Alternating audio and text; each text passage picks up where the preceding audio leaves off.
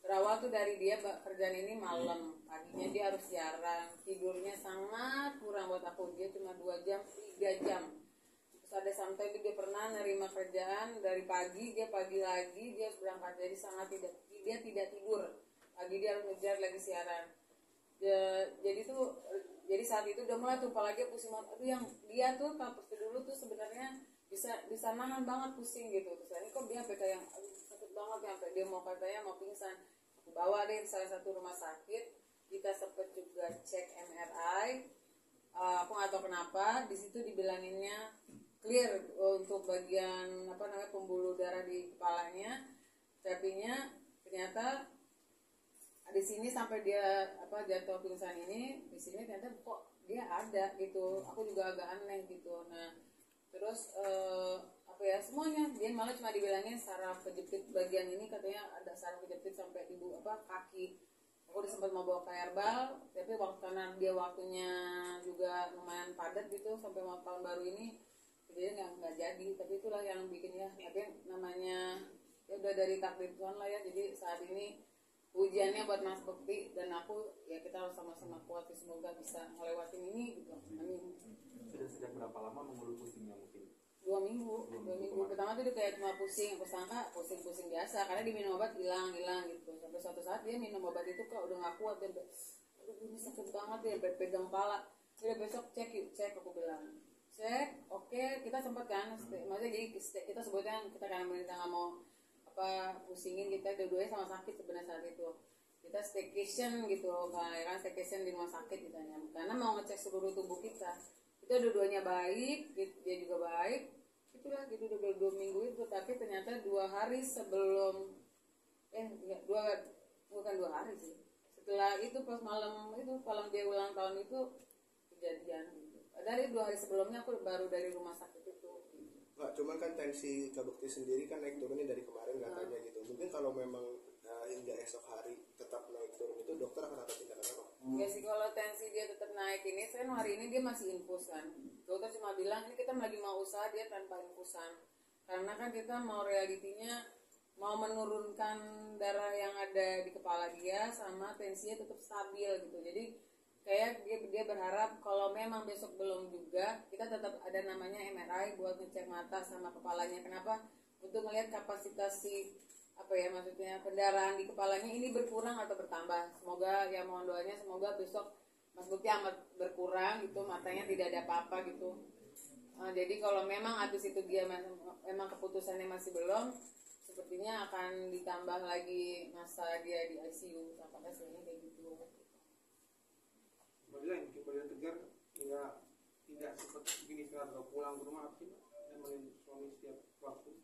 Udah tugas ya, aku udah tugas istri sih. Kalau dibilangin sedih banget gitu karena ngadepin Mas Bekti yang dia harus kehilangan memori. Sometimes dia juga sempat dia harus lupa yang ke depan ini. Sometimes dia suka lupa nama anaknya awal-awal gitu. Aku agak dia lupa nama anak gitu. Aku nggak mau yang nge-push dia juga gitu. Tapi baru tadi pagi aku bersyukur banget dia bisa nyebut nama anak di mana, anak di mana aku mau ketemu gitu.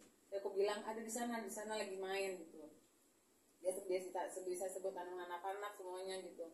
Jadi aku bersyukur banget di kemarin tuh aku cuma berdoa. Pokoknya saat ini aku cuma percaya sama Tuhan sama Allah, kalau semuanya aku bisa lewatin, aku bisa kuat karena Allah, itu aja.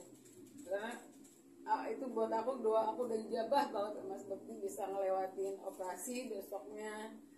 Mas Bekti ini kayak mukjizat banget, dia besoknya bisa sadar dan dia bisa ngenalin aku, bisa dan benar-benar kayak Mas Bekti yang apa adanya gitu. Kayak terus ya cuma dia short memory aja gitu, jadi bisa ngulang-ulang semua perkataan dan aku harus sabar ngulang lagi gitu. Jadi aku lagi mau mencoba untuk biar dia nggak mikir aja saat ini gitu. Jadi aku jadi ngejauhin semua TV, semua handphone. Jadi HP itu dia nanya, karena saat kejadian itu kan dia megang handphone, kata dokter emang gitu. Dia nanya handphone itu karena saat kejadian lagi megang handphone, lagi kerja. Jadi itu yang dia pikirin, kerjaan, handphone. Jadi aku bilang, handphone mana? Handphone aku mana? Mati, beksas. Aku bilang kayak gitu. Jadi dia akan ulang-ulang tuh handphone dia di mana. Jadi aku harus sabar handphone bohong-bohongin lagi dicas, lagi diambil sama Mas Roy, lagi di ini di mana kayak gitu intinya. Sampai dia oke, ada makamu ya gitu. Berarti ada pantangan nggak sih untuk Mas Indra pun belum ketemu? Kalau pastinya nggak boleh tadi kan masih boleh keluarga inti masih boleh, cuma saat ini tadi pagi akhirnya diambil alih oleh rumah sakit. Kita sangat ingin Mas Bekti cepat sehat, jadinya nggak boleh, yang cuma boleh itu aku. Ini bukan kehendak dari aku, tapi emang dari rumah sakit mengharapkan mereka yang bekerja di ICU ini gitu. Jadinya aku cuma datang dikasih tahu ini tindakan-tindakan ini, tanda tangan ini, hari ini juga Mas Bekti banyak tidurnya gitu. Jadi aku cuma ini juga aku baru 3 kali ketemu dia, cuma ngeliatin proses tensi semuanya gitu. Jadi lewat telepon kamar juga, Mas bisa dilihatnya, oh lagi tidur kata dia bilang. Jadi doain aja ibu. Jadi kayak gitu intinya.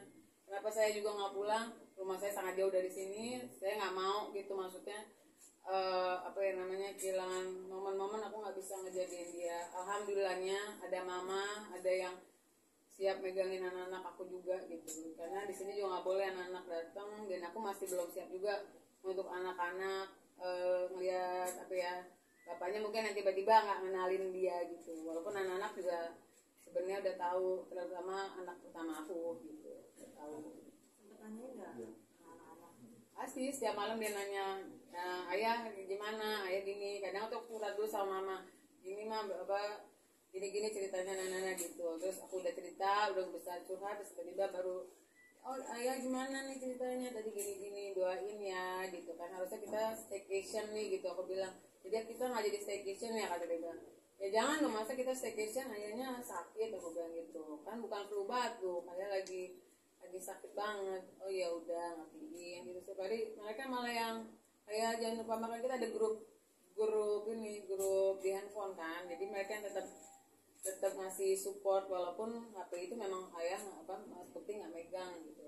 Aku pengen semua momen yang memang kita ambil ini nanti Mas Bekti bisa lihat sesudahnya gitu. Setelah kejadian ini dia tahu gitu, karena semua para di sini juga aku mau makasih semua para teman-teman Mas Bekti, semuanya deh yang aku nggak bisa ketemuin, aku minta maaf karena memang saat ini aku cuma bisa berjuang dulu nih buat Mas Bekti di masa kritis ini gitu. Tapi makasih banget semuanya, baik banget ya teman-teman Mas Bekti, pemimpin kerjaannya Mas Bekti juga, Siwi, semuanya dia pokoknya yang bisa mengerti keadaan Mas Bekti saat ini. Aku makasih banget gitu support dan dukungannya gitu. Ini kita juga, aku mau sekalian memberitahu gitu kalau emang kita lagi berat karena kita lagi usahain banget saat ini. Kayaknya aku mau membuka penggalangan dana gitu untuk Mas Indra, karena yang tampaknya akan 20 hari ke depan Mas Bekti itu akan di sini gitu. Jadinya biayanya udah sangat besar di hari keempat ini gitu. Jadi aku udah broadcast beberapa teman-teman juga, alhamdulillah ya mulailah ada beberapa yang udah memberikan kebaikannya, keikhlasannya, yang nggak mau dikasih tahu siapa namanya ya, alhamdulillah sih. Jadi semoga yang mendengar ini juga bisa membantu Mas Bekti gitu. Berharap ada tangan-tangan baik yang bisa nolongin Mas Bekti sampai sehat. Amin.